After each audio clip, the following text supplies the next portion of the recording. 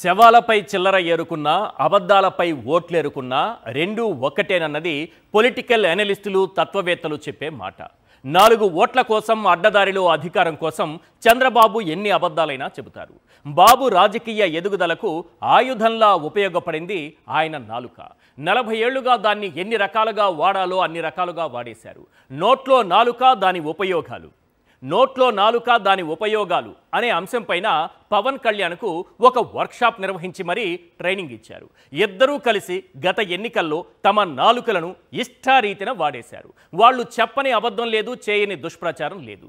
జగన్ 14 లక్షల కోట్ల అప్పులు చేశారని, జేబ్రాండ్స్ తాగి 35,000 మంది మరణించారని, వాలంటీర్లు 32,000 మంది మహిళలను హ్యూమన్ ట్రాఫికింగ్ చేశారని, 3,000 కోట్లతో ప్రభుత్వ భవనాలకు వైఎస్ఆర్సీపీ రంగులు వేశారని, విశాఖలో కంటైనర్ పట్టుబడితే తాడేపల్లికి డ్రగ్స్ వచ్చాయని, స్మార్ట్ మీటర్లు ఉరితాళ్లు కాబోతున్నాయని, ల్యాండ్ టైటిలింగ్ యాక్ట్తో అందరి భూములను జగన్ లాక్కుంటారని, సినీ పెద్దలను జగన్ అవమానించారని, శ్రీవారి లడ్డూలకు జంతువులకు పూశారని, ఇలా వీళ్ళిద్దరూ కలిసి అబద్ధాల మత్తును జనాల నరాల్లోకి ఎక్కించారు.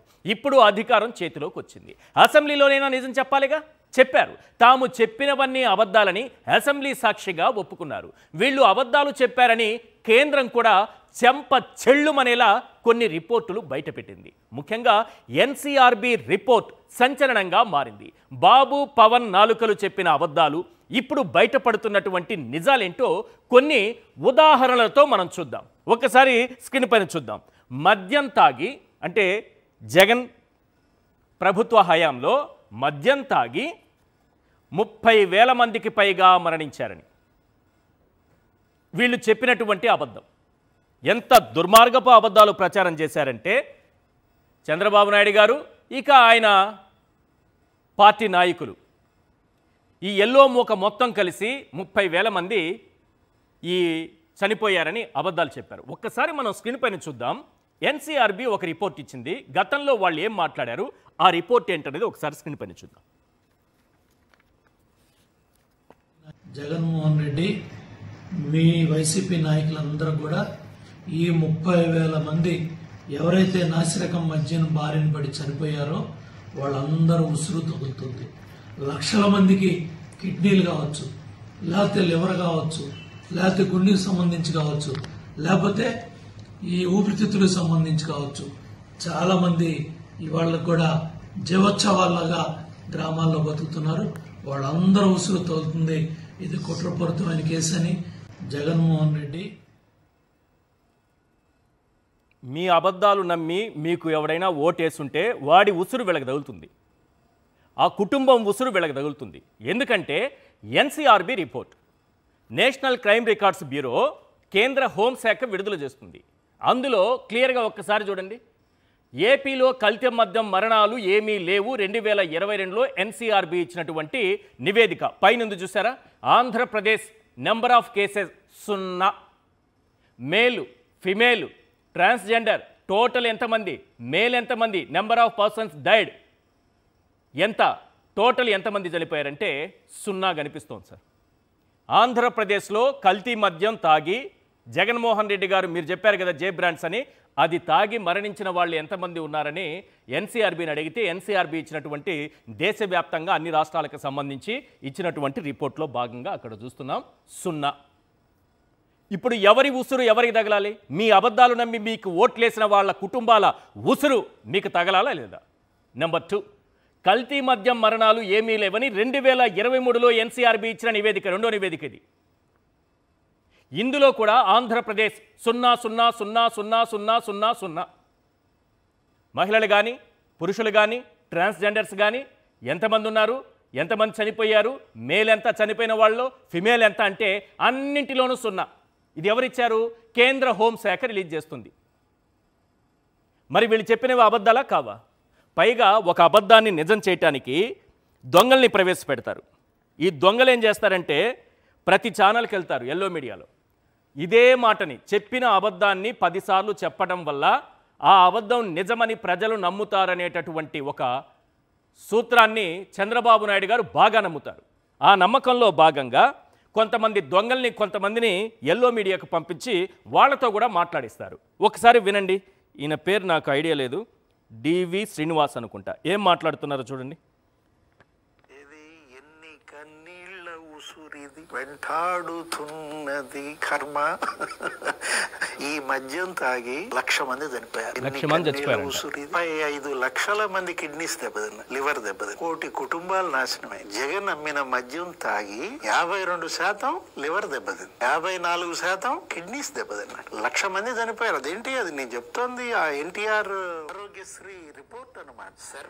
అంటే ఎవరికి కిడ్నీ దెబ్బతిన్నా జగన్ మద్యమే, ఎవరికి లివర్ పాడైనా జగన్ మద్యమే, ఎవరు హార్ట్ అటాక్తో పోయినా జగన్ అమ్మినటువంటి మద్యమే. ఈ దేశంలో ఎంతమంది చనిపోవట్లేదు, ఎంతమంది అటువంటి జబ్బులతో బాధపడట్లేదు? ఇన్ని అబద్ధాలు చెప్పి మీకు ఉసురు తగులుతుందా లేదా అనేది మీరే డిసైడ్ చేసుకోండి. వాస్తవం ఏంటో తెలిసింది కదా ఎన్సీఆర్బీ ఇచ్చినటువంటి రిపోర్టు. ఇప్పుడు ఎవరి ఉసురు ఎవరికి తగలాలి? Point number 1. నెక్స్ట్ ఐటెం తీసుకోండి. ఇంకోటి చెప్తా. నెక్స్ట్ వాలంటీర్ వ్యవస్థ. పవన్ కళ్యాణ్ గారు, నేను చెప్పాను కదా, నోట్లో నాలుక దాని ఉపయోగాలు అనే అంశం పైన చంద్రబాబు నాయుడు గారు పెట్టిన వర్క్షాప్లో దాదాపు 6 నెలలు ట్రైనింగ్ తీసుకున్న తరువాత పవన్ కళ్యాణ్ గారు రాటుదేలిపోయి వాలంటీర్ వ్యవస్థ పైన చేసినటువంటి ఆరోపణలు, ఒక వ్యవస్థ ఉసురు తీశారు, శాశ్వతంగా సమాధి చేసేశారు ఆ వాలంటీర్ వ్యవస్థని. ఒకసారి ఆయన ఏం మాట్లాడారో వినండి.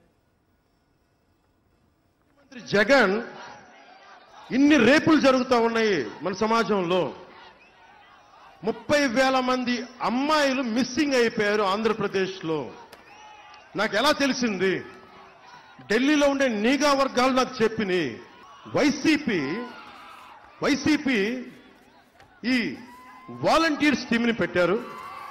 ప్రతి ఊర్లో, ప్రతి గ్రామంలో ఎవరు మనిషి, ఏ కుటుంబంలో ఎంతమంది ఉంటారు, ఏ కుటుంబంలో ఆడపిల్లలు అక్కడ ఏమేమి ఉన్నాయి, వాళ్ళు ఎవరైనా అబ్బాయిలను ప్రేమిస్తున్నారా, వాళ్ళలో వితంతువులు ఉన్నారా, ఇట్లా ట్రాప్ చేసి హ్యూమన్ ట్రాఫికింగ్ జరుగుతూ ఉంది వీళ్ళ ఇన్ఫర్మేషన్ వల్ల.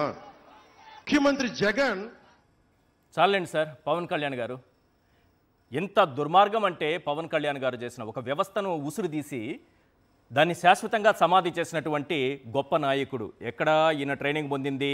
నోట్లో నాలుక దాని ఉపయోగాలని చంద్రబాబు నాయుడు గారు నిర్వహించిన వర్క్షాప్లో ఆయన ట్రైన్ అయ్యి వచ్చి ఆఖరికి అసెంబ్లీ వేదికగా చెప్పినటువంటి మాటలు. ఇది నేను చెప్తున్నది కాదు సార్, అసెంబ్లీ సాక్షిగా అసెంబ్లీ రికార్డ్స్లో ఉన్నది, వాళ్లే ఇచ్చినటువంటి సమాధానం. గౌరవనీయులైనటువంటి హోంమంత్రి, విపత్తుల నిర్వహణ శాఖ మంత్రిగా దయచేసి ఈ కింది సమాచారం తెలియజేస్తారని ఒక క్వశ్చన్ అడిగితే ఎంతమంది మిస్ అయ్యారు అని అంటే 2019 సంవత్సరం నుండి 24 అక్టోబర్ వరకు అక్రమ రవాణైన మహిళలు ఈ కాలంలో 46 మంది మహిళల్ని అక్రమంగా రవాణా చేసినట్లు గుర్తించడమైంది, మరియు 34 కేసులు నమోదు చేయడమైంది.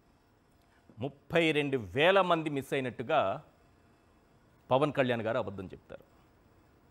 ఆఖరికి వాళ్ళు బయట పెట్టుకున్నదే, వాళ్ళు చెప్పింది ఎన్సీఆర్బీ రిపోర్టు కూడా ఇదే చెప్పింది. ఆ రిపోర్టును కూడా 2 రోజుల క్రితం మనం చదివి వినిపించాం. నెక్స్ట్ అప్పుల గురించి ఒకసారి చూద్దాం సార్. అప్పుల గురించి 14 లక్షల కోట్ల రూపాయలు జగన్మోహన్ రెడ్డి గారు అప్పులు చేశారని చంద్రబాబు నాయుడు గారి నాలుక అరిచి చెప్పింది. ఒకసారి చంద్రబాబు నాయుడు గారు ఏమన్నారు, అదే మళ్ళీ అసెంబ్లీ సాక్షిగా అయితే నిజం చెప్పాలి కదా, అదే అసెంబ్లీలో ఏం చెప్పారనేది కూడా చూద్దాం ప్లీజ్. అప్పు తీసుకొచ్చి చేతులెత్తేసిన దుర్మార్గుడు ఈ సైకో జగన్మోహన్ రెడ్డి అని చెప్పి నేను మీ అందరికీ తెలియజేస్తున్నా. ఈ రాష్ట్రంలో చైతన్యం రావాలి. 14 లక్షల కోట్ల రూపాయలు అప్పు తీసుకొచ్చి చేతులెత్తేసిన దుర్మార్గుడు ఈ సైకో జగన్మోహన్ రెడ్డి అని చెప్పి నేను మీ అందరికీ తెలియజేస్తున్నా. రైట్, ఇక్కడ వాస్తవం చూడండి. 3,32,671 కోట్లు. ఇది అసెంబ్లీ వేదికగా మనకు బడ్జెట్ ప్రవేశపెడుతున్న సమయంలో రాష్ట్ర ప్రభుత్వం విడుదల చేసినటువంటి మన అప్పుల లెక్కలకు సంబంధించి 2019-14 మధ్య జగన్మోహన్ రెడ్డి గారు చేసినటువంటి అప్పు అనేది అక్కడ కనిపిస్తోంది. ఎంత? 3,32,671 కోట్లు.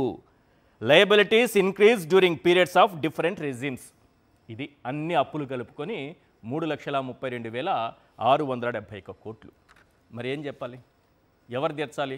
ఇప్పుడు చంద్రబాబు నాయుడు గారు చేస్తున్నారు కదా, కేవలం 1.5 సంవత్సరం కూడా కాలేదు, ఇంకా 14 నెలల కాలంలో 2,10,000 కోట్ల అప్పులు చేసి సంపద సృష్టించినటువంటి మన విజనున్న ముఖ్యమంత్రి గారు ఈ అబద్ధాన్ని ఇప్పటికే అదే చెప్తుంటారు. మళ్ళీ 14 లక్షల కోట్లు 10 లక్షల కోట్లు అని అదే అబద్ధాన్ని అలాగే కంటిన్యూ చేస్తున్నారు. దట్ ఈస్ చంద్రబాబు నాయుడు గారు. నెక్స్ట్ ఏంటి? రంగులు. వీళ్ళ రంగు ఓసర వెళ్ళి కూడా సిగ్గుపడుతుంది ఆ రంగులు మార్చే విధానంలో. రంగుల గురించి ఏం మాట్లాడారు? ఈ నోట్లో నాలుక దాని ఉపయోగాలు అనే వర్క్షాప్లో శిక్షణ పొందిన పవన్ కళ్యాణ్ గారు ఒక్కసారి ఆయనే మళ్ళీ అసెంబ్లీలో ఏం చెప్పారు ఈ రంగుల గురించి? మీకు ఓసర వెళ్ళి కూడా అలా రంగులు మార్చలేదు, దానివల్ల కాదు ఇంత స్పీడ్గా రంగులు మార్చాలంటే. ఒక్కసారి పవన్ కళ్యాణ్ గారే ఎన్నికలకు ముందే ఏం చెప్పారు, అసెంబ్లీలో ఏం చెప్పారు ప్లీజ్. ఏం చేశాడో డబ్బులు వైసీపీ ప్రభుత్వ భవనాలకి రంగులు మార్చుకోవడానికి 1,300 కోట్ల రూపాయలు ఖర్చు పెట్టాడు. రంగులు మార్చుకోవడానికి, రంగులు తీయడానికి 1000 కోట్లు ఖర్చు పెట్టాడు. 2,300 కోట్లు 2,300 కోట్లు రంగుల్లో తగలబెట్టేసింది ఈ వైసీపీ ప్రభుత్వం. 2,300 కోట్ల రూపాయలు అడ్డగోలుగా తగలబెట్టేసిన రంగులు మార్చడానికి. ఇది పంచాయతీ భవనాలు 2019-24 కాలంలో పంచాయతీ భవనాలు మరి ఇతర కార్యాలయాలకు రంగులు వేయడానికి సుమారు కొన్ని 4,800 కోట్లు ఖర్చు చేశారన్న విషయం వాస్తవమేనా? ఇలాంటి 2-3 ఉన్నాయి అధ్యక్ష. 2019-24 పంచాయతీ భవనాలకు నేను ఇవ్వగలిగే క్లారిటీ దీనికి సంబంధించి అధ్యక్ష, 2019-24 పంచాయతీ భవనాలకు గ్రామ సచివాలయాలకు మాత్రమే రంగులు వేయడానికి 101.81 కోట్ల మొత్తాన్ని ఖర్చు చేయడం జరిగింది అధ్యక్ష. రంగులు వేయడానికి ఖర్చు చేసిన మొత్తంలో 49.8 కోట్ల మొత్తాన్ని పెయింటింగ్ వేయడానికి, 52.73 కోట్ల మొత్తాన్ని భవనాలకు ఉన్న పెయింట్ని తొలగించి మళ్ళీ తిరిగి రంగులు వేయడానికి ఖర్చు జరిగింది. రంగులు వేయడానికి 49 కోట్లు, మీరు కోర్టుకెళ్ళి అబద్ధాలు చెప్పి ఆ రంగులు తీయించేసినందువల్ల మళ్ళీ రంగులు తీసి వేసినందుకు 52 కోట్లు, మొత్తం 101 కోట్లు. పవన్ కళ్యాణ్ గారు నాలుకేం చెప్పింది? 2,300 కోట్లు అని చెప్పింది. చంద్రబాబు నాయుడు గారు ఇంకొక ఆకు ఎక్కువ చదివారు కాబట్టి 3,000 కోట్లని ఆయన దుష్ప్రచారం చేశారు. నెక్స్ట్, ఈ రంగులు అయిపోయాయి కదా సార్, స్మార్ట్ మీటర్లు ఒకసారి చూపించేసేయండి సింపుల్గా త్వరగా. స్మార్ట్ మీటర్ల గురించి కూడా చూసేద్దాం. రైతుల రాజ్యం తీసుకొస్తాడు, కానీ ఈరోజు ఏకంగా రైతులు లేని రాజ్యం చేస్తున్నాడు. ఈరోజు భారతదేశంలోనే రైతుల ఆత్మహత్యలో ఆంధ్ర రాష్ట్రం 3వ స్థానంలో ఉంది. ఇప్పుడు ఏకంగా రైతులకి ఉరితాడిస్తున్నాడు. మీ మోటార్లకి మీటర్లు బిగిస్తున్నాడు ఈ అబద్ధాల మోహన్. ఇది ఎట్లా అంటే గ్యాస్ సబ్సిడీ లాగా ఉంటుంది. గ్యాస్ సబ్సిడీ 200 గ్యాస్ 200 రూపాయలు ఉన్నప్పుడు సబ్సిడీ 11 రూపాయలు. అందుకే రైతులు పిలిపిస్తున్నా, ఎవరన్నా అది కూడా ఇవ్వట్లేదమ్మా, అది కూడా ఇవ్వట్లేదా? రైట్, ఇది చూడండి ఒకసారి. స్మార్ట్ విద్యుత్ మీటర్లు వచ్చేసాయి. స్మార్ట్ విద్యుత్ మీటర్లు వచ్చేసాయి. విద్యుత్ మీటర్లు ఆ రోజేమో ఉరితాళ్ళని రాశారు. మన చంద్రబాబు నాయుడు గారు తీసుకొస్తే వాటిని కంటిన్యూ చేస్తుంటే స్మార్ట్ మీటర్లు వచ్చేసాయి. ఎంత హ్యాపీగా ఉంది. ఇప్పుడు అబద్ధాల మోహనుడు అని అంటున్నారు. సుందర వదన మోహనుడైనటువంటి ఎవరు ఈ నాయకులు, టీడీపీ నాయకులు.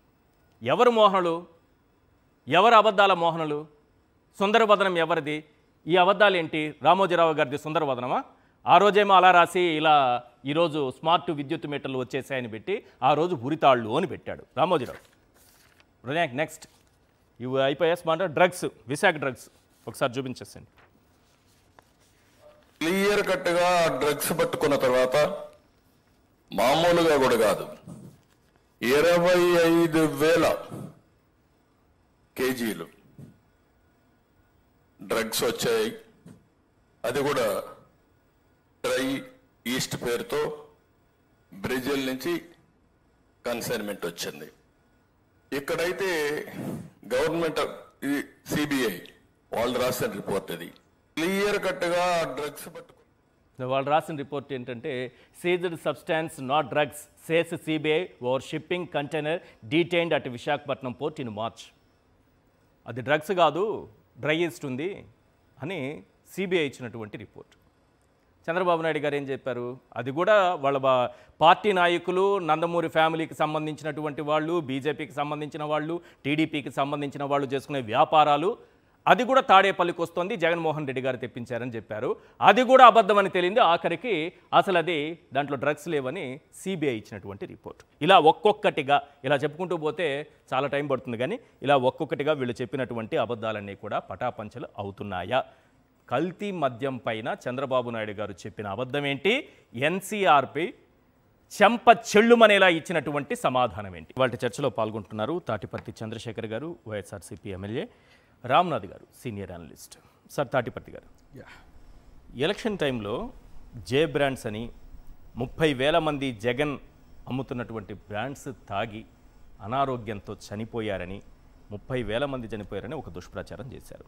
దాంతోపాటు అత్యంత ప్రధానమైంది జంగారెడ్డిగూడెంలో 2022 మార్చి 16న మార్చిలో 16 మంది మృతి చెందితే అది కూడా ఈ కల్తీ మద్యంతో తాగారని, దానిపైన కూడా టాస్క్ ఫోర్స్ ఏర్పాటు చేశారు. అక్కడ వృద్ధులు, వివిధ రకాలైనటువంటి రోగాలతో, జబ్బులతో బాధపడుతున్న వాళ్ళు మరణిస్తే కూడా అది కూడా తీసుకొచ్చి ఈ ఖాతాలో కలిపేసి దానిపైన ఒక టాస్క్ ఫోర్స్ కూడా ఏర్పాటు చేశారు. ఇప్పుడు ఎన్సీఆర్బీ ఇచ్చినటువంటి రిపోర్ట్ చూసిన తర్వాత ఏం చెప్తారు? ఖచ్చితంగా చంద్రబాబు నాయుడు గారి యొక్క అబద్ధాలు ఆధారాలతో సహా బయటపడుతూనే ఉన్నాయి. ఒక్కొక్కటిగా అసెంబ్లీ సాక్షిగా కులాల ప్రస్తావన చేసి కులాలను మార్చి మాట్లాడుతున్నటువంటి పరిస్థితి ఉన్నప్పుడు వారు చెప్పినవన్నీ అబద్ధాలే అని స్పష్టంగా ఆధారాలతో కనపడుతున్నాయి కదా. ఇవాళ వైఎస్ఆర్ కాంగ్రెస్ పార్టీ మీద నిందలు వేసి అధికారంలోకి వచ్చినటువంటి కూటమి ప్రభుత్వానికి హత్యలు, అత్యాచారాలు, మానభంగాలు, దోపిడీలు, దొమ్మీలు ఇలాంటివి నేరాలుగా పరిగణించబడట్ల. వారి దృష్టిలో నేరం ఏంటి అంటే సినిమా డైలాగ్ చెప్పటం, 17 మెడికల్ కాలేజీలని ప్రైవేటీకరించవద్దు అని నోరెత్తి అడగడం, పంటలకి గిట్టుబాటు ధరలివ్వమని ప్రభుత్వాన్ని గోజారటం నేరాలు, ఘోరాలు వాళ్ళ దృష్టిలో. ఈ రాష్ట్రంలో నమోదవుతున్నటువంటి అత్యాచారాల సంఖ్యను చూస్తే దేశమే నిర్వేరిపోతుంది. అత్యాచారాలు చేస్తుంది ఎవరు అంటే తెలుగుదేశం పార్టీకి సానుభూతి పరులుగా ఉన్నటువంటి వాళ్ళని ఆధారాలతో దొరుకుతున్నారు. ఏకంగా మంత్రులు కార్ల కంపెనీని భయపెట్టేవాళ్ళు ఒకరైతే బీర్ల కంపెనీని భయపెట్టేవాళ్ళు మరొకరు. కరెక్ట్. కార్లు, బీర్లు దేన్ని వదలట్లేదా? సిమెంట్ కంపెనీని భయపెట్టేవారు ఒకరైతే చికెన్ షాపుల్ని దోచుకునేవాళ్ళు మరొకరు. అమ్మాయిలకి కాల్స్ చేసి బెదిరించేవాడు ఒకడైతే అధికారులను బెదిరించేవాడు ఇంకొకడు. అనుచరుల్ని చంపివేసి నీళ్ళల్లో వేసేవాడు ఒకడైతే అనుచరుల చేత అత్యాచారాలు చేపించేవాడు మరొకడు. ఎవరు వీళ్ళంతా అంటే తెలుగుదేశం నాయకులు. ఆదినారాయణ గారు సిమెంట్ ఫ్యాక్టరీల మీద చేస్తున్నటువంటి దౌర్జన్యం అంతా ఇంత, సవితమ్మ చేసేటటువంటి కియా కార్ల కంపెనీ మీద చేస్తున్నటువంటి ఆ అరాచకం చూస్తున్నారు కదా, వారి అనుచరులు చేస్తున్నటువంటి ఆ దాడుల్ని గమనిస్తున్నారు కదా. హెచ్చర్ల ఎమ్మెల్యే బీర్ల కంపెనీ మీద చేసినటువంటి దాడుల్ని కనపడుతున్నాయి కదా. ఒక ఎమ్మెల్యే ఏకంగా కేజీబీవి టీచర్ మీద ఆవిడే బయటకు వచ్చేసి మాట్లాడింది. ఆదిమూలం గారు చేసినటువంటి నిర్వాకం ఏంటి? అసలు ఈ జరుగుతున్నటువంటి గుంటూరు వేదికగా ఆ నజీర్ గారు ఈస్ట్ ఎమ్మెల్యే వారి నిర్వాకం ఏంటి? అంటే ఇవన్నీ కూడా అవి నేరాలుగా కనపడవు. ఎవరన్నా ప్రశ్నిస్తే దళితుల్ని రోడ్డు మీద పడవేసి దాడులు చేపించి పోలీసులతోటే అంకుశం సినిమాను చూపిస్తున్నట్టుగా కలరింగ్ ఇస్తారు. ఈరోజు కూటమి పరిపాలనలో జరుగుతున్నటువంటి ఈ మద్యం దోపిడీకి, ఈ మద్యం వ్యాపారానికి నిలువెత్తు నిదర్శనం నా నియోజకవర్గంలో త్రిపురాంతకం మండలంలో ముడివేములు అనే గ్రామంలో మా కార్యకర్త, వైఎస్ఆర్ కాంగ్రెస్ పార్టీ కార్యకర్త తాగి తాగి తాగి 3 రోజుల నుంచి తనకి ఆ గుండెపోటు వచ్చింది కూడా తెలియక ఆ మత్తులోనే కూలిపోయాడు. ఈరోజే చనిపోయాడు. ఇవాళ చనిపోయాడు. మద్యం విచ్చలవిడిగా ఎక్కడ పడితే అక్కడ కిరాణా షాపుల్లో దొరుకుతుంది. బెల్ట్ షాపులు ఎక్కడ పెట్టిస్తున్నారు? గుడుల పక్కన, బడుల పక్కన, గ్రామాలలోని బడ్డీ కొట్టుల్లో విచ్చలవిడిగా పేకాట క్లబ్బులు. ఇది నేరాంధ్రగా మారిపోయినటువంటి పరిస్థితి 14 లిక్కర్ కంపెనీలకి వాళ్ళు పర్మిషన్స్ ఇచ్చారు చంద్రబాబు నాయుడు గారు. మేము 17 మెడికల్ కాలేజీలు అనుమతి తీసుకొచ్చాం. ఎవరిది మంచి పరిపాలన, ఎవరిది సుపరిపాలన? ఎవరు జే బ్రాండ్స్ నాసిరకం మద్యం సరఫరా చేయడం వల్ల 30,000 మంది మరణించారని ఇప్పుడు దానిపైన మీకు ఎంక్వైరీ కూడా ఉంది. 30,000 మంది మరణించారు కల్తీ మద్యం అనేది జంగారెడ్డి గూడెంది అయితే ఆల్రెడీ టాస్క్ ఫోర్స్ కూడా వేసేశారు. ఇవాళ క్లియర్గా ఎన్సీఆర్బి రిపోర్ట్లో కనపడుతున్న తర్వాత వాళ్ళకి ఒప్పుకోక తప్పనటువంటి పరిస్థితి. వాళ్ళు చేసిందంతా తప్పుడు ప్రచారం అనేది ప్రజలు కూడా అర్థం చేసుకున్నారు కాబట్టి ఈ సంవత్సరంలోనే ఇంత పెద్ద ఎత్తున వ్యతిరేకత వచ్చింది ప్రజల్లో. మీరు మెడికల్ కాలేజీల మీద ధర్నా విషయంలో కానీ ఒకసారి మీరు గమనిస్తే వేల మంది ఆ మెడికల్ కాలేజీల దగ్గరికి వచ్చారు. 100 కోట్ల రూపాయల ఆస్తుల్ని అప్పనంగా 10కో 12కో అమ్మివేస్తున్నటువంటి పరిస్థితి కనపడుతుంది. ఇవాళ ఛార్జ్ షీట్ విషయంలో కూడా మహిళల మీద మాట్లాడితే దేశంలో 2022లో దేశంలో నేరాల సంఖ్య విపరీతంగా పెరిగింది. 2022లో 58,24,946 నేరాలు జరిగితే 23కి వచ్చేటప్పటికి 62,41,000 అంటే 4 లక్షల కేసులు పెరిగాయి దేశవ్యాప్తంగా. అదే ఏపీకి వచ్చేసేటప్పటికి ఏపీలో 22లో 195,284 కేసులు ఉంటే 23కి వచ్చేటప్పటికి 184,293 అంటే దాదాపు 10,000 కేసులు పైగా తగ్గాయి. ఇంకా తప్పిపోయినటువంటి మహిళల్ని తిరిగి మళ్ళీ వాళ్ళ కుటుంబాలకు అప్పచెప్పడంలో దేశీయంగా 54% మాత్రమే నమోదైతే అదే ఆంధ్ర రాష్ట్రానికి వచ్చేసేటప్పటికి 86%. ఇప్పుడు మీరే వేసినటువంటి ఆ రికార్డ్స్లో ఆ అసెంబ్లీ సాక్షిగా చెప్పినటువంటి దానిలో 34 కేసులు. సిగ్గుపడడా ఈ డిప్యూటీ ముఖ్యమంత్రి? 34,000 మందిని తరలించారు అని మాట్లాడినటువంటి ఈ వ్యక్తి ఈ దేశంలో జరుగుతున్నటువంటి కేంద్ర ప్రభుత్వం ఇచ్చినటువంటి పరిపాలన ప్రభుత్వంలో నుంచి వచ్చినటువంటి ఆ సంస్థ ఇచ్చినటువంటిదే కదా. ఏమైనా సక్సెస్ఫుల్ ఒక వ్యవస్థని సమాజ్ చేయగలరు, శాశ్వతంగా సమాజ్ చేశారు కదా సక్సెస్ఫుల్ గా. ఎస్ చేశారు. ఆ పాపం ఊరికపోదండి, ఆ పాపం ఊరికపోదు. ఆ 2,63,000 మంది కుటుంబాల యొక్క ఘోష వారి కుటుంబాలకు తగలక మానదు. అది మీకేదో ఉసురు తగులుతుందని చంద్రబాబు నాయుడు గారు పవన్ కళ్యాణ్ గారు చెప్తున్నారు. మద్యం దాగి ఇంతమంది చనిపోయారు, ఆ ఉసురు తగులుతుందని. ఆ ఉసురు వారికే తగులుతుంది ఖచ్చితంగా. ఎందుకంటే మేము ఉద్యోగాలు ఇచ్చాం. చంద్రబాబు నాయుడు గారు 5 సంవత్సరాల్లో 34,000 మందికి మాత్రమే ఉద్యోగాలు ఇస్తే ప్రభుత్వ ఉద్యోగాలు మా వైఎస్ఆర్ కాంగ్రెస్ పార్టీ జగనన్న ఆధ్వర్యంలో 2,11,000 ఉద్యోగాలు ఇచ్చాం మేము. అది వాలంటీర్లు 2,63,000 మందికి ఇచ్చాం. ఎవరికి వారి యొక్క శాపాలు తగులుతే చెప్పండి? ఖచ్చితంగా అది చంద్రబాబు నాయుడు గారికి, పవన్ కళ్యాణ్ గారికి. ఇవాళ సొంత డబ్బు వాడినట్టుగా దుబారా చేస్తూ ప్రభుత్వ డబ్బుని జల్సాలు చేస్తూ వీరు చేస్తున్నటువంటి నిర్వాకాలు, ప్రయాణాలు, స్పెషల్ ఫ్లైట్లలో బేగంపేటలో దిగి ఒక్కొక్కరు 100ల సంఖ్యలో ఎవడబ్బు సొమ్ము ఏ విధంగా? లూద్రా అనేటటువంటి లాయర్కి తను చేసినటువంటి అక్రమ కేసులు వాదించడానికి 6 కోట్లు దాదాపుగా పేమెంట్ చేశారు చంద్రబాబు నాయుడు గారి ప్రభుత్వం నుంచి జీవోలు ఇచ్చి పేమెంట్ చేసినటువంటి డబ్బండి 5,68 లక్షల పైచీలకు జీవోలు ఇచ్చి ప్రభుత్వ డబ్బును పేమెంట్ చేశారు. ప్రభుత్వం అంటే ప్రజల సొమ్ముని లోద్రా కోసం ఖర్చు పెట్టారు. చంద్రబాబు నాయుడు గారు డబ్బులు లేవు కదా రాష్ట్ర ప్రభుత్వం ఎట్లా పెట్టింది? అదే సార్, వారికైతే హెలికాప్టర్లో తిరగడానికి డబ్బు ఉంటుంది, వారికైతే 100 కోట్లు దోచుకోవడానికి డబ్బు ఉంటుంది, రూపాయికి ₹1 అప్పనంగా పప్పు బెల్లాలలాగా వారు అనుకున్నటువంటి వారికి దోచిపెట్టడానికి, భూముల్ని కేటాయించడానికి డబ్బు ఉంటుంది, వారు జల్సాలకు డబ్బు ఉంటుంది, ప్రభుత్వ పథకాలకు మాత్రం డబ్బు ఉండదు. అమరావతి నిర్మించడానికి మాత్రం డబ్బు తెచ్చుకుంటాడు, బట్ నిర్మించాడు. ఈ రాష్ట్రంలో మీరు ఒక్కసారి గమనించండి సార్, ఇంత డబ్బా కొట్టుకునేటటువంటి ముఖ్యమంత్రి, డబ్బుల్ని దుబారా చేసే ముఖ్యమంత్రి ఇంకొకరు ఉండరండి. ఈ దేశ పటంలో హైదరాబాద్ని డెవలప్ చేసి నేను ఇరికించాను ప్రపంచ పటంలో హైదరాబాద్ని అంటాడు. ఆయన పరిపాలించింది ఎన్ని సంవత్సరాలండి? 9 సంవత్సరాలు. 9 సంవత్సరాలని హైదరాబాద్ని డెవలప్ చేసింది నిజమైతే మరి 6.5 సంవత్సరం నుంచి అమరావతిని నిర్మించి ఉండాలిగా. ₹1 పెట్టుబడులు వచ్చాయా? ఒక ప్రైవేట్ కంపెనీ అక్కడ స్టార్ట్ అయిందా? లేదు. ఒక్క ప్రభుత్వ పర్మనెంట్ వ్యవస్థ అక్కడికి వచ్చిందా? లేదు.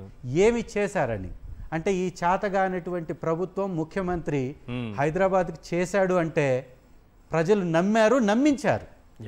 నమ్మేలాగా ఈ పత్రికలు, ఈ మీడియా వ్యవస్థలు చేశాయి.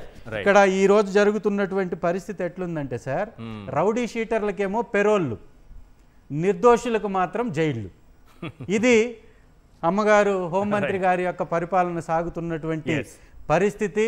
నిజంగా ఈ రాష్ట్రంలో జరుగుతున్నటువంటి ఈ ప్రభుత్వ ప్రజా వ్యతిరేక కార్యక్రమాలని ప్రతిపక్ష పార్టీగా వైఎస్ఆర్ కాంగ్రెస్ పార్టీ నిలదీస్తుందనేటటువంటి ఉద్దేశంతో మాకు ప్రతిపక్ష హోదా ఇవ్వకుండా మా గొంతుని నొక్కేస్తున్నారు. ఇందుకే ఇవన్నీ బయటపడతాయని.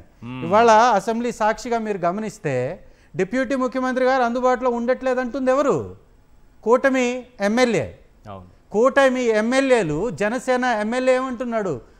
మేము అక్రమాలు చేసి లంచాలు తీసుకొని, మేము డబ్బుని తీసుకొని మా యొక్క నియోజకవర్గంలో పనులు చేయాల్సినటువంటి పరిస్థితి వచ్చింది అని జనసేన నాయకుడు చెప్తున్నారు. ఇవాళ యూరియా కొరత ఉంది అని మేమంటుంటే యూరియా లేదు, కొరత లేదు, కావాలని దాచిపెట్టుకుంటున్నారు.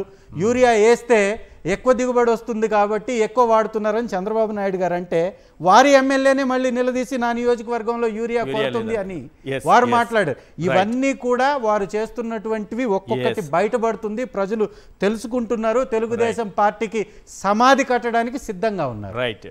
రామ్నాథ్ గారు, జగన్మోహన్ రెడ్డి గారు తీసుకొచ్చినటువంటి మద్యం పాలసీ తర్వాత అమ్మినటువంటి బ్రాండ్స్ కూడా చంద్రబాబు నాయుడు గారు పర్మిషన్ ఇచ్చిన, వీళ్ళు కొత్తగా తీసుకొచ్చింది ఏం లేదు, కానీ ప్రజలను నమ్మించగలిగారు. కానీ ఆ జే బ్రాండ్స్ అనేవి తాగారంట జనం. 30,000 మంది ఈ కల్తీ మద్యం తాగి మరణించారని ఒక ప్రచారం చేశారు సార్. కానీ నిజంగానే ఒకవేళ 30,000 మంది చనిపోతే బాధ్యతాయుతమైనటువంటి చంద్రబాబు నాయుడు గారు అధికారం చేపట్టిన జూన్ 12నే దాన్ని వెంటనే ఆపేయాలి, ఆ పాలసీని ఆపేయాలి, ఆ మద్యం దొరకకుండా చేయాలి. కానీ అక్టోబర్ వరకు ఆగారు. కొత్త మద్యం పాలసీ తీసుకొచ్చేంత వరకు కూడా అదే పాలసీ, అదే మందు, అవే బ్రాండ్స్, అవే మద్యం దుకాణాలు. మరి ఈ జూన్ నుంచి అక్టోబర్ వరకు ఎంతమంది చనిపోయి ఉంటారో, ఒకవేళ వీళ్ళు చెప్పింది నిజమైతే ఈ చావులకు ఎవరు బాధ్యత అవుతారు? ఎలా వీళ్ళు అబద్ధాలు చెప్పగలుగుతున్నారు? ఈరోజు ఎలా వాస్తవాలతో ప్రజల ముందు పట్టుబడుతున్నారు? ఈశ్వర్ గారు, మీకు ఎమ్మెల్యే చంద్రశేఖర్ గారికి నమస్కారం. నమస్తే. అయితే చంద్రబాబు నాయుడు గారు కావచ్చు, పవన్ కళ్యాణ్ గారు కావచ్చు, టీడీపీ నాయకులు వీళ్ళంతా 5 ఏళ్ల పాటు చేసిన ఈ అసత్య ప్రచారం మీద వాళ్ళే బాధపడడం లేదు. ఎందుకు బాధపడడం లేదంటే, ఇన్ని అసత్య ప్రచారాలు చేయడం వల్లే మనం అధికారంలోకి వచ్చాం, లేకుంటే అయ్యే పని కాదు. కాబట్టి మనం చేసిన అసత్య ప్రచారం చూసి మనం బాధపడాల్సిన అవసరం లేదు అన్న ఉద్దేశంతోనే వాళ్ళు ఉన్నారు. పైగా ఇప్పుడు ఎన్సీఆర్బీ రిపోర్ట్ వచ్చిన తర్వాత ఎక్కడ సౌండ్ లేదు ఈ అంశాల మీద. గతంలో అంతా మాట్లాడిన వాళ్ళంతా తొలి నుంచి కూడా చంద్రబాబు నాయుడు గారికి, జగన్మోహన్ రెడ్డి గారికి తేడా ఒకటి గమనిస్తే, సరే వీళ్ళు అబద్ధాలు చెప్పి అధికారంలోకి వచ్చి ఉండవచ్చు, కానీ అబద్ధాలు చెప్పి అధికారంలోకి వచ్చిన వాళ్ళకి, నిజాయితీగా రాజకీయం చేసి ఓడిపోయిన వాళ్ళకి మధ్య తేడా ఏంటంటే, జగన్మోహన్ రెడ్డి గారు 2019లో ముఖ్యమంత్రి అయిన తర్వాత ఆయన చివరకు ఓడిపోయే వరకు నేను మళ్ళీ అధికారంలోకి వస్తాను అన్న ధైర్యంతోనే ఉన్నారు. ఎందుకంటే నేను మొత్తం ప్రజలకు మంచి చేస్తూ వచ్చాను కాబట్టి నన్ను మళ్ళా గెలిపిస్తారన్న ధైర్యంతో జగన్మోహన్ రెడ్డి గారు ఉంటే, అవును, చంద్రబాబు నాయుడు గారు మనం అన్ని అసత్యాలు చెప్పి జగన్మోహన్ రెడ్డి మీద లేనిపోని బురద జల్లి అధికారంలోకి వచ్చాం కాబట్టి ఈ అధికారం ఉంటుందో లేదో అన్నది డే 1 నుంచి ఆయనకు అనుమానం ఉంది. కాబట్టి మళ్ళీ జగన్మోహన్ రెడ్డి వస్తే పరిస్థితి ఏంటంటున్నారు, మళ్ళీ మీరు వైకుంఠపాన్ని ఆడొద్దండి అని ప్రజలకు చెప్పే పరిస్థితి వచ్చింది. అంటే నిజాయితీగా ఉండే వాళ్ళలో ఉండే ధైర్యము అధికారం మీద అవాస్తవాలు ప్రచారం చేసి అధికారంలోకి వచ్చిన వాళ్ళకు ఉండదు. ఇప్పుడు జగన్మోహన్ రెడ్డి గారి హయాంలో మొత్తం లిక్కర్ అంతా గవర్నమెంట్ షాపుల ద్వారానే నడిచింది. ఎక్కడ ప్రైవేట్ షాపులు లేవు, బెల్ట్ షాపులు ఒక్కటి కూడా లేవు. జగన్మోహన్ రెడ్డి గారి హయాంలో బెల్ట్ షాపులు ఉన్నాయని ఒక్క కథనం రాసే ధైర్యాన్ని ఈవెన్ ఈనాడు, ఆంధ్రజ్యోతి పత్రికలు కూడా 5 ఏళ్లలో చేయలేకపోయి. కేవలం గవర్నమెంట్ షాపుల ద్వారానే నడిచింది కాబట్టి లిక్కర్ ని కల్తీ చేయడానికి అవకాశం ఉండదు.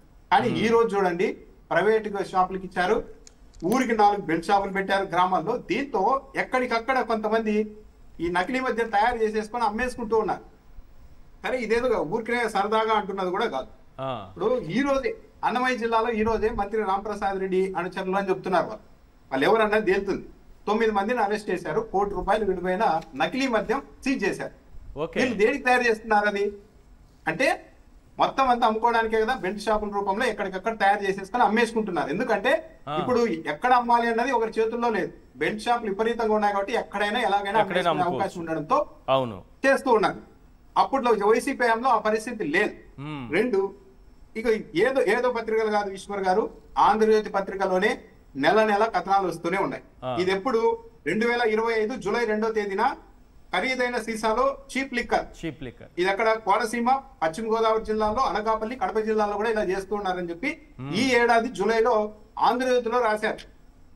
దాంతో పాటు మళ్ళీ ఇంకోటి, ఇదే ఏడాది ఆగస్టు 20వ తేదీన జంగారెడ్డిగూడెంలో నీళ్లలో మద్యం కల్తీ, అంటే నీళ్లు కలిపి పెట్టేస్తున్నారని మద్యం దుకాణాల్లో కల్తీ జోరు. ఇదే ఏడాది మే 26న విశాఖ నగరంలో మొత్తం అంతా సిండికేట్ గా మారి ఖరీదైన మద్యం సీసాల్లో తక్కువ ధర మద్యాన్ని మిక్స్ చేసి అమ్ముతూ ఉన్నారు, ఎక్సైజ్ పర్యవేక్షణ లేకుండా పోయింది అంటూ రాశారు. అంటే ఇంత ఘోరంగా ఇప్పుడు నడుస్తున్నది, కల్తీ జరుగుతున్నదంతా కళ్ళ ముందు కనపడుతోంది. ఎక్కడికక్కడ ఎవరికి వాళ్ళు తయారు చేసేసుకొని అమ్మేసుకుంటున్నారు.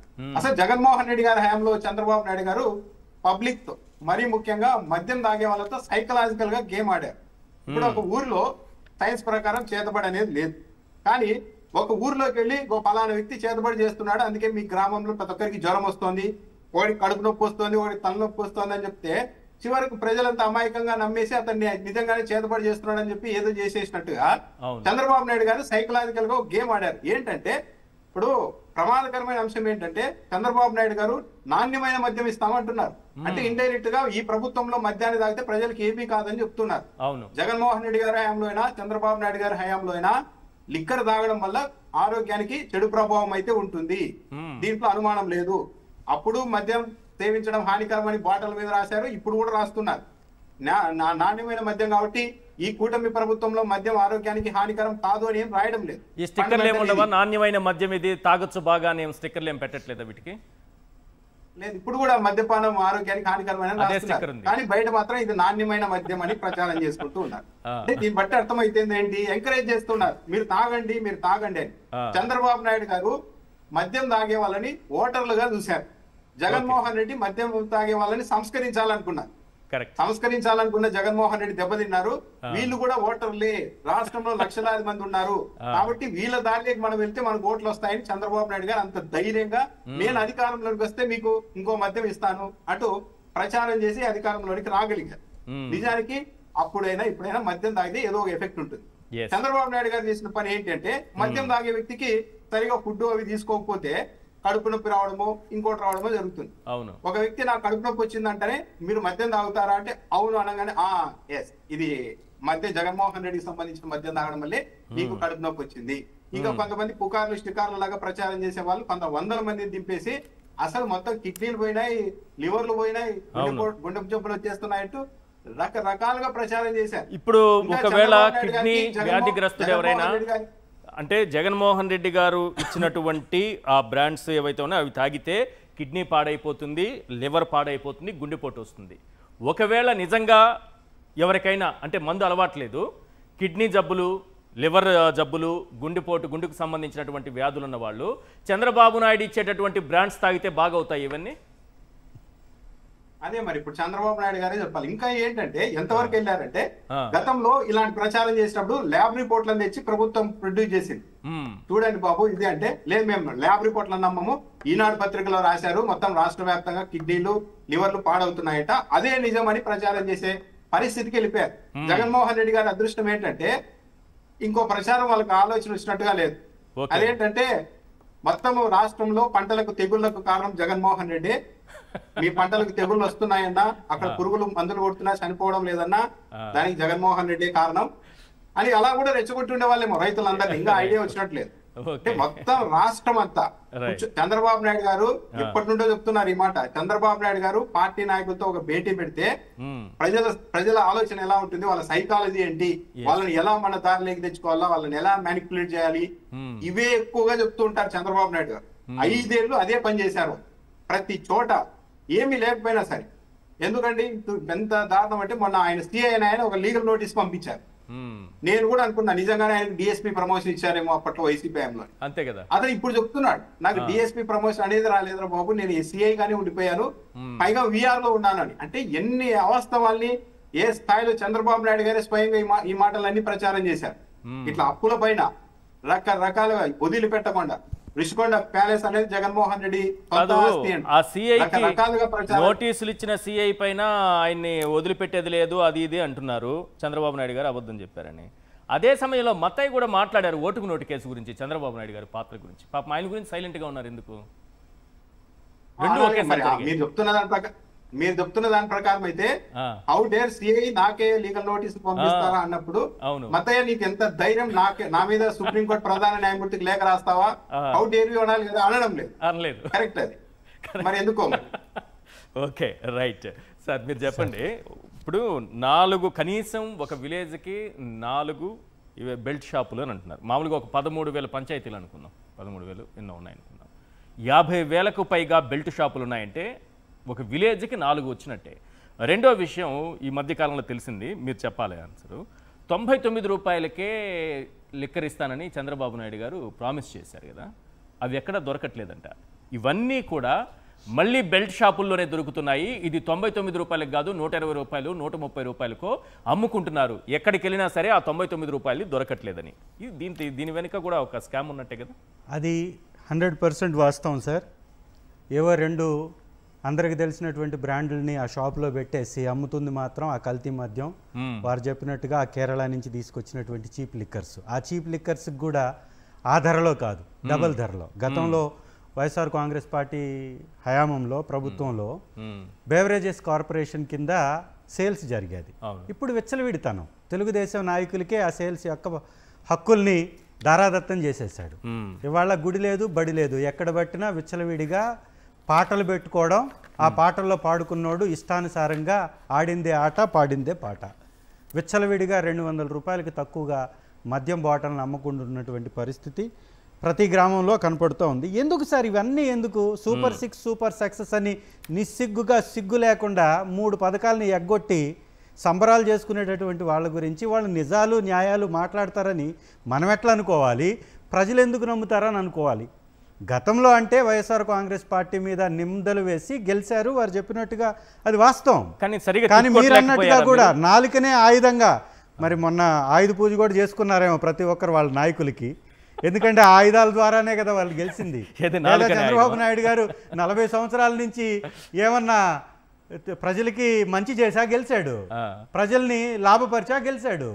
కోట్లకు కోట్లు సంపాదించి లక్షల కోట్ల ఆస్తిమంతుడిగా ఈ దేశంలోనే అత్యున్నత సంపన్నమైనటువంటి ముఖ్యమంత్రిగా ఎదిగాడు.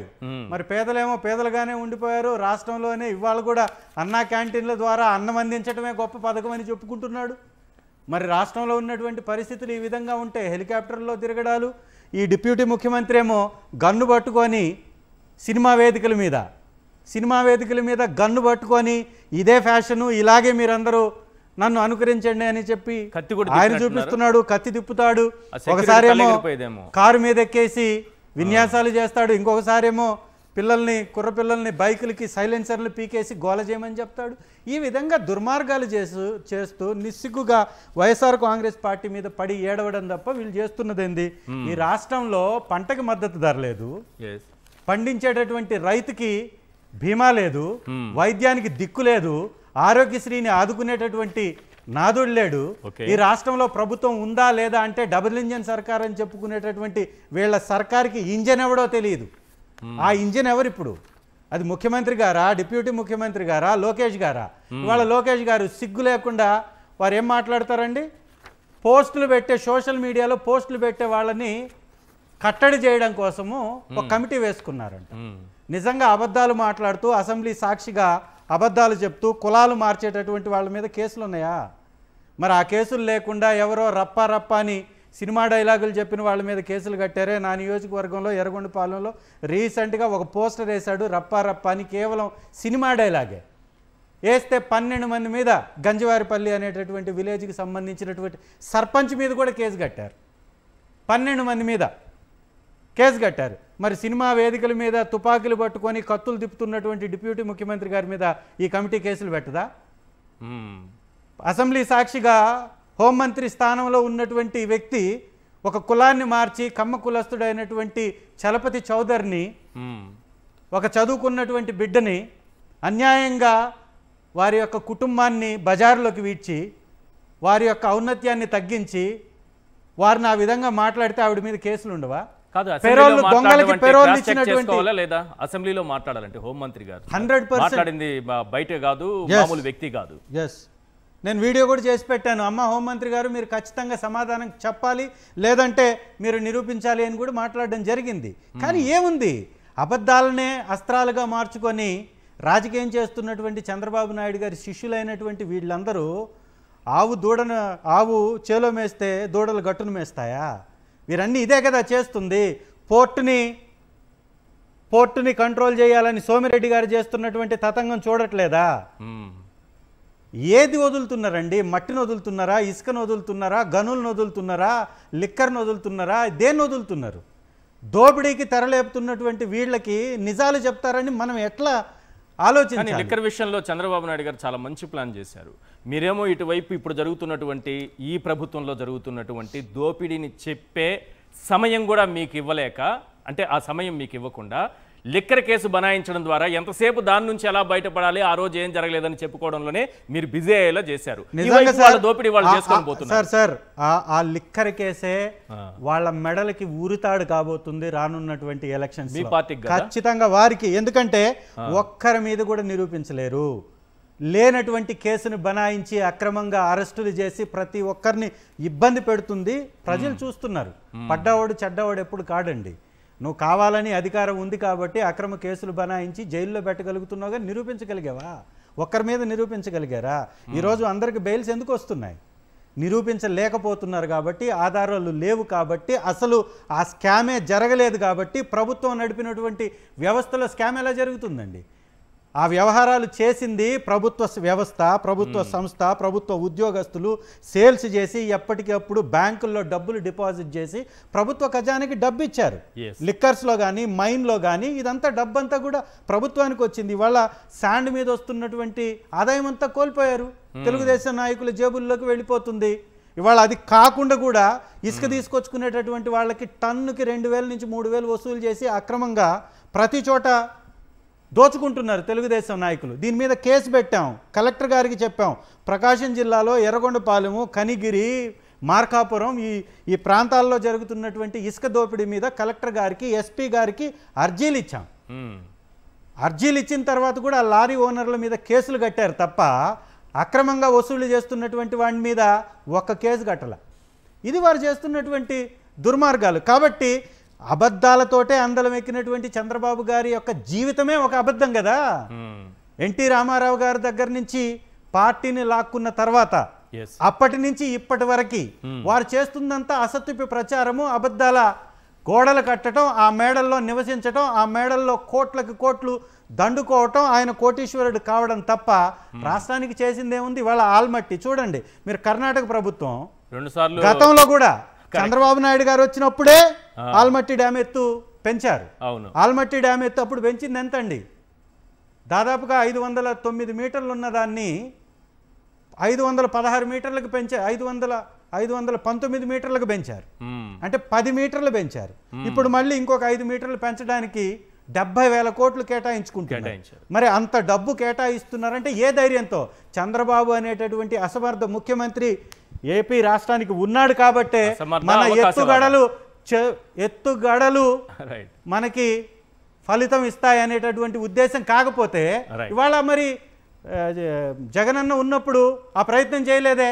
519 మీటర్లు అప్పుడు కోర్టు ఆపేసింది, కట్టడి చేసింది. 524 మీటర్లు పెంచుకోవాలని వారు అడిగితే కోర్టు దానిలో జోక్యం చేసుకొని ఆపివేసి 519 మీటర్లు ఎత్తుకి దాన్ని తగ్గించింది, కట్టడి చేసింది. ఇవాళ మళ్ళీ ఎందుకు పెంచడానికి ప్రయత్నం చేస్తుంది? రెండవది 5 మీటర్లు పెంచడం వల్ల పెరుగుతుంది ఎంతో తెలుసా వాళ్ళకి? నీటి సామర్థ్యం 100 టీఎంసీల నుంచి 125 టీఎంసీలు. 1 టీఎంసీ వాటర్తో 10,000 ఎకరాల వరకు నీరు ఇవ్వచ్చండి, సాగు చేసుకునే అవకాశం చూస్తుంటే. రెండవది ఒక నిమిషం ఏనండి సార్, పోలవరం ఉంది. పోలవరం 5 మీటర్లు తగ్గించడం వల్ల 4 మీటర్లు తగ్గించడం వల్ల 80 టీఎంసీలు కోల్పోయాం. అక్కడ కర్ణాటక 5 మీటర్లు పెంచడం వల్ల 100 నుంచి 125 టీఎంసీలు అక్కడ కోల్పోతున్నాం. అంటే వీరి ప్రభుత్వం రావడం వలన దాదాపు 200 టీఎంసీలు కోల్పోయేటటువంటి దుర్మార్గపు పరిస్థితికి వీళ్ళు తీసుకొచ్చారు. అంటే రెండు ప్రాజెక్టుల మీద, పోలవరం, ఆల్మట్టి, రెండిటి మీద. అంటే ఎంతండి, ఒక టీఎంసీకి 10,000 ఎకరాలంటే 200 టీఎంసీలకి, అది వరి సాగుకి. అవును, చిన్న చిన్న నార్మల్ పంటలకి అయితే ఇంకా ఎక్కువ విస్తీర్ణం. రైట్. సో ఇంత దుర్మార్గం చేస్తున్నటువంటి చంద్రబాబు నాయుడు గారి యొక్క ఎత్తుగడల్ని ప్రతి ఒక్క వైఎస్ఆర్సీపీ కార్యకర్త బయట పెడుతున్నాడు కాబట్టే అక్రమ కేసులు బనాయించేసి జైల్లో పెడుతున్నారు. ఇవాళ సిబిఐకి హైకోర్టు ఆ కేసుని బదిలీ చేయడం అంటే ఎంత సిగ్గుపడాల్సినటువంటి విషయం అండి. ఈ ఆంధ్ర రాష్ట్రంలో జరుగుతున్నటువంటి పరిస్థితికి అద్దం పట్టడానికి ఈ యొక్క ఉదాహరణ సరిపోదా? ఇది వాస్తవం. అబద్ధాల కోటలతోటే మేడలు కట్టుకుంటూ అధికారాన్ని చలాయిస్తున్న చంద్రబాబు నాయుడు గారి రాజకీయ జీవితమే ఒక అసత్యపు అబద్ధాల నిర్మాణం అనేది మాత్రం వాస్తవం. రైట్. రామ్నాథ్ గారు, ఈ అబద్ధాల గురించి చాలా కొన్ని ఎగ్జాంపుల్స్ మనం మాట్లాడుకున్నాం కదా, నేను చెప్పాను స్క్రీన్ పైన కూడా కొన్ని చూపించాను. కానీ దీనికి చంద్రబాబు నాయుడు గారికి ఎల్లో మీడియా కూడా ఎంత చక్కగా సహకరిస్తుందంటే, ఎగ్జాంపుల్ అప్పుల గురించి మాట్లాడుకున్నాం. మేలుకోకుంటే సహకరిస్తుంది. ఎందుకు సహకరిస్తుందంటే ఆంధ్రజ్యోతి అధినాయకుడిగా ఉన్నటువంటి రాధాకృష్ణ గారి ఆస్తుల యొక్క చిట్టా చూడండి ఒకసారి. అప్పుడెప్పటి నుంచో పెట్టినటువంటి ఆంధ్రప్రభ ఎక్కడుంది, ఆంధ్రభూమి ఎక్కడుంది, ఉదయం ఎక్కడుంది, ఈ పేపర్లన్నీ ఎక్కడున్నాయి, ఆంధ్రజ్యోతి ఎక్కడుంది? ఇవాళ రామోజీ ఫిలిం సిటీ ఎలాంటి నిర్మాణం, ఆ యొక్క మార్గదర్శి వ్యవహారం మొన్నే మన ప్రభుత్వం వచ్చిన తర్వాత వారికి ఉన్నటువంటి కేసులను మొత్తాన్ని కొట్టివేసినటువంటి ఉదాంతం. మరి ఈ విధంగా క్విట్ ప్రోకోకి సహకరిస్తుంటే ప్రభుత్వం వారు చేయకేం చేస్తారు మరి? ఎస్ సార్, ఇది మేలుకోకుంటే మనకు శ్రీలంక గతే. 5 రాష్ట్రాల అప్పుల పరిస్థితి ఆందోళనకరం. అందులో 4వ స్థానంలో ఆంధ్రప్రదేశ్, శ్రీలంక అవుతుందని ఈనాడు దినపత్రికలో రాసిన వార్త సార్. ఇప్పుడు చంద్రబాబు నాయుడు గారు అప్పులు చేస్తున్నారు కదా, ఈ అప్పుల గురించి రాస్తూ 5 నెలల్లో 1.7 లక్షల కోట్లు ఆగస్టు వరకు రాష్ట్రానికి సమకూరిన నిధులు ఇవి. ఆ 61,578 కోట్లు రెవెన్యూ రాబడి దక్కింది. అదే సమయంలో 55,932 కోట్ల మేర రుణాలు సమీకరించారు. ఇక్కడికి వచ్చేటప్పటికి రుణాలు సమీకరించారు అంటే 5 నెలల్లోనే 55,000 కోట్లు అంటే 11,000 కోట్లు నెలకి. ఇది ఎగ్జాంపుల్ ఒకటి. స్మార్ట్ మీటర్లు రైతులకు ఉరితాళ్లు, ఈనాడు దినపత్రిక. ఇప్పుడు మళ్ళీ చంద్రబాబు నాయుడు గారి ప్రభుత్వం అదే స్మార్ట్ మీటర్లను పెడుతుంటే స్మార్ట్ విద్యుత్ మీటర్లు వచ్చేసాయో. ఎక్సలెంట్గా రాశారు. ఇప్పుడు ఈశ్వర్ గారు, ఈ అప్పుల మీద ఎందుకు వీళ్ళు ఇప్పుడైనా నిజాలు ఒప్పుకుంటున్నారంటే ఒకటే, పురంధేశ్వర దేవి గారు ఏకంగా 15 లక్షల కోట్లు అని చెప్పారు. పయ్యావుల కేశవ్ గారు శ్రీలంక కంటే మనం రెట్టింపులు ఉన్నామని చెప్పారు మన ఆర్థిక మంత్రి గారు అప్పట్లో. ఈనాడు పత్రికలో ప్రతి వారం ఎలక్షన్లకు ఒక 1-2 నెలల ముందు ఆర్థిక నిపుణుల పేరు అప్పటి వరకు ఎవరికి తెలిసిండారు వాళ్ళందరినీ తీసుకురావడం. అసలు శ్రీలంక కంటే దారుణంగా ఉంది మన పరిస్థితి, ఇంకెలా కోలుకుంటారు, ఇంకా చంద్రబాబు నాయుడు గారు లాంటి వాళ్ళు వస్తేనే కోలుకుంటారు అంటూ రకరకాలుగా ప్రచారం చేసి ఈ రోజు ఎందుకు అసెంబ్లీ వేదికగా నిజాలు ఒప్పుకుంటున్నారంటే, నిజంగానే 14 లక్షల కోట్లు 15 లక్షల కోట్లు అప్పు ఉంటుంటే ఇక ఆంధ్రప్రదేశ్ ₹1 అప్పు ఉంటుంది. అవును, కరెక్ట్. అందుకని ఇంకా 14 లక్షల కోట్లు ఉందని మనం అబద్ధాలు ఇప్పటికీ ప్రచారం చేసుకుంటే ఈ ప్రభుత్వానికి అప్పులు కొట్టామని అసలు నిజాలు ఇప్పుడు చెప్పడం మొదలు పెట్టారు. మొత్తం జగన్మోహన్ రెడ్డి హయాంలో చేసిన అప్పు 3,32,000 కోట్లు. ఎక్కడ అసలు ఇంకోటి ఏంటంటే 15 లక్షల కోట్లు ఏది మొత్తం రాష్ట్రం ఆవిర్భవించినప్పటి నుండి వచ్చిన అప్పుతో సహా కాదు. జగన్మోహన్ రెడ్డి హయాంలోనే 15 లక్షల కోట్లను ప్రచారం చేశారు. మరి ఈ దుర్మార్గంగా ఆ స్థాయికి వెళ్లి ప్రచారం చేశారు. ఈ రోజు నిజాలు ఒప్పుకుంటున్నారంటే మళ్ళీ వీళ్ళకి అప్పులు కొట్టడానికి మాత్రమే. ఇంకా ఈనాడు లాంటి పత్రికలు అయితే అప్పట్లో పతాక శీర్షికలో ప్రతి వారం అప్పుడే వచ్చింది, అప్పుడే తెల్లారింది అన్నట్టు మంగళవారం రుణకంఠుడు అని 10 తలలు వేసి జగన్మోహన్ రెడ్డి గారిని రుణకంఠుడు అని, తర్వాత బట్టలు లేకుండా కార్టూన్ వేసి అప్పుల కోసం బిచ్చమెత్తుకుంటున్నట్టు. ఇప్పుడు అప్పులు తీసుకొస్తే సమీకరించిన నిధులు సమకూరిన నిధుల కింద అప్పుల్ని రాసే పరిస్థితికి వచ్చేసారు. ఇంకో ఏంటి, ఇప్పుడు అమ్మాయిల మిస్సింగ్ల గురించి కూడా ఎందుకు నిజం ఒప్పుకున్నారు హోంమంత్రి అనిత గారు అంటే 30,000 మంది మిస్ అయ్యారని అసెంబ్లీలో ఇప్పటికీ ఒప్పుకుంటే మరి మీరు ఏదో ఒకటి చేయండి అంటారు. అవును, కాబట్టి దాని నుంచి తప్పించుకోవడానికి కూడా నిజాలు చెప్తున్నారు. అంటే వీళ్ళు సేఫ్ జోన్ లోకి వెళ్ళిపోవడానికి వరుస పెట్టి నిజాలు ఒప్పుకుంటున్నారు. రైతుల ఆత్మహత్యల గురించి కూడా మాట్లాడుతున్నారు ఈ ఎన్సీఆర్బీ రిపోర్ట్ వచ్చిన తర్వాత. అసలు ఏంటంటే చంద్రబాబు నాయుడు గారు ఒకప్పుడు రైతులకి ఎవరైనా సూసైడ్ చేసుకుంటే వాళ్ళకి పరిహారం ఇచ్చేవాళ్ళు. ఆ, గతంలో ముఖ్యమంత్రిగా ఉన్నప్పుడు పరిహారం ఆపేశారు. అవును. కాంగ్రెస్ వాళ్ళంతా అప్పట్లో గగ్గోలు పెట్టారు వైఎస్ఆర్ హయాం. మ్మ్. అదేంటి రైతులకు ఆపేసి అంటే లేదు వీళ్ళకి డబ్బులు ఇవ్వడం వల్ల ఇంకా ఎక్కువ ఆత్మహత్యలు చేసుకుంటున్నారు అని. అవును. అప్పట్లో కాంగ్రెస్ వాళ్ళు ఒకటే చెప్పారు, సరే చంద్రబాబు నాయుడు గారు డబ్బుల కోసమే వ్యక్తులు ఆత్మహత్యలు చేసుకుంటారని చెప్తున్నారు కదా, మీకు ఎంత కావాలో చెప్పండి, 5 లక్షలు కావాలా 5 కోట్లు కావాలా ఇస్తాము, మీరు చేసుకుంటారా సూసైడ్ అని అడిగారు కాంగ్రెస్ వాళ్ళు. ఆ రోజు పరిహారాన్ని కూడా ఆపేశారంటే పరిహారం ఇస్తే ఈ ఆత్మహత్యల్ని ఆన్ రికార్డ్ ప్రభుత్వం అంగీకరించినట్టు అవుతుంది. అప్పుడు ఈ ఎన్సీఆర్బి రిపోర్ట్ లాంటి దాంట్లోకి రికార్డ్ అవుతాయి. అందుకని అసలు ఏమీ జరగలేదు అన్న ఒక ఇంప్రెషన్ కలిగించడానికి చివరకు రైతులకు సంబంధించి పరిహారం ఇవ్వడానికి కూడా వెనుకాడారు. ఇంకా అప్పట్లో వీళ్ళకు బీజేపీ నుంచి ఒక సీనియర్ నాయకుడు ఉండేవారు, తిన్నది అరక్క రైతులు ఆత్మహత్య చేసుకుంటున్నారని చెప్పారు. ఇదంతా ఇప్పుడు 95 నుండి 2004 ముందు అంత చేశారు. అప్పట్లోనే వ్యవసాయం ఎందుకు ఉపయోగం లేదు అని కూడా మాట్లాడే పరిస్థితుల్లో వచ్చారు. అలాంటి వాళ్ళు కూడా ఈ రోజు రైతుల ఆత్మహత్యల గురించి మాట్లాడుతున్నారు. చంద్రబాబు నాయుడు గారు 95 నుండి 2004 మధ్య ఈ రాష్ట్రంలో 25,000 మంది రైతులు ఆత్మహత్య చేసుకున్నారని తెలంగాణలో ఫైనాన్స్ మినిస్టర్ గా ఉన్న ఈటల రాజేందర్ గారే చెప్పారు. దానికి మాత్రం సౌండ్ లేదు. అంటే ప్రతిదీ వీళ్ళకి తోచినట్టుగా ప్రచారం చేసుకుంటారు. స్మార్ట్ మీటర్ల గురించి ఏం చెప్పారు, పగలగొట్టని మేము చూసుకుంటామన్నారు. మొన్న రీసెంట్ గా ఒక తెలుగుదేశం పార్టీ ఎమ్మెల్యే ఏం చెప్తున్నారు, మేము పగలగొట్టమనింది స్మార్ట్ మీటర్లను వ్యవసాయానికి మాత్రమే, ఇళ్లకు పెడితే తప్పు కాదు అంటారు. స్మార్ట్ మీటర్ ఒక తప్పుడు మీటర్ అయినప్పుడు ఇంకా దాన్ని వ్యవసాయానికి పెడితేనేమి ఇళ్లకు పెడితేనేమి అని పగలగొట్టాలి కదా. లేదు మేము వ్యవసాయానికి చెప్పాము ఇళ్లలో పగలగొట్టమని చెప్పలేదని ఒక ఎమ్మెల్యే ఎదురుదాడి చేసే పరిస్థితి వచ్చేసారు. ఇలా ఏం చేస్తాం మనం ఇంకా.